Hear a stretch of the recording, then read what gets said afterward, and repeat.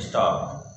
बहनों, भारतीय स्त्री जाति की प्राचीन गौरव गरिमा एवं उच्च परंपराओं को ध्यान में रखकर न केवल आपको शिक्षित होना है, बल्कि शिक्षा समाप्त करने के पश्चात पुरुषों के साथ सहगामिनी बनकर आपको सब दिशाओं में कदम बढ़ाना है। स्वतंत्रता प्राप्ति के बाद अब राष्ट्र के नवनिर्माण के कार्य में आपको भी उचित रीति से भाग लेना चाहिए।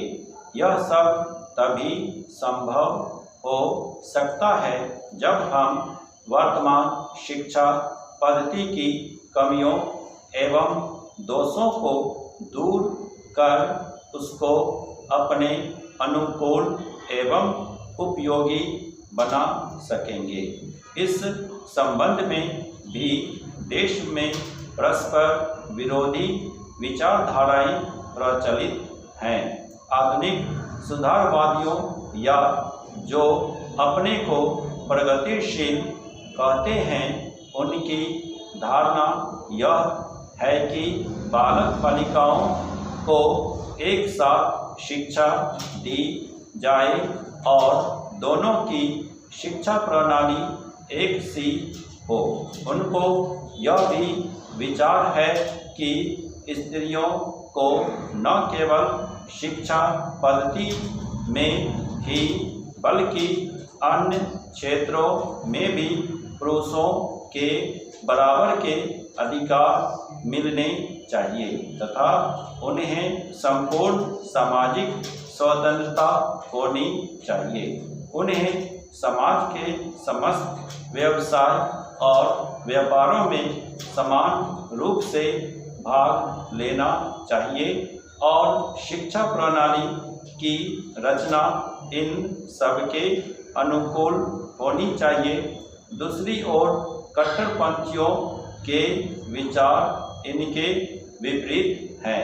इस प्रकार स्त्री शिक्षा और अन्य बातों के संबंध में हमारे देश में वर्तमान समय पर परस्पर विरोधी विचारधाराएं प्रचलित हैं। इन दोनों में से कौन सी विचारधारा उपयुक्त हो सकती है और किसके द्वारा हमारी संस्कृति एवं सभ्यता फल फूल सकती है, इस पर हमें ध्यान देना आवश्यक है। जहाँ तक मेरा अपना विचार है, मैं समझता हूँ कि हमारे लिए इन दोनों के बीच के मार्ग को अपनाना श्रेयस्कर होगा। पैराचेंज। वर्तमान शिक्षा पद्धति के आदर्श एवं उद्देश्यों में जो दोष पाए जाते हैं, उनके अतिरिक्त वह बहुत महंगी सिद्ध हो रही है। प्रतिवर्ष हम अपने शिक्षालयों द्वारा हजारों विद्यार्थियों को तैयार करते हैं, जिनमें से बहुत को नौकरियां न मिलने पर जीविका चलाना बहुत कठिन हो जाता है।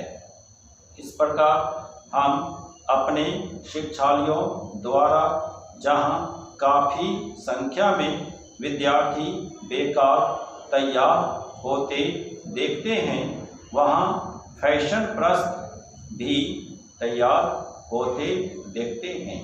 हमारे साधारण गृहस्थ घरों की लड़कियां जब प्रारंभ में आधुनिक शिक्षालयों में प्रवेश पाती हैं, तो धीरे धीरे वे भी वहां की फैशन प्रस्ती की शिकार हो जाती हैं और सुंदर सुंदर बहुमूल्य साड़ियाँ एवं भांति भांति की साज श्रृंगार की वस्तुओं की नकल करने लगती हैं, जिससे अपने माँ बाप या अभिभावकों को पर्याप्त मात्रा में व्यय कराने के संकट में डाल देती हैं। ऐसी शिक्षा प्राप्त कर जब वे स्कूल या कॉलेज छोड़कर जाती हैं तो उनका जीवन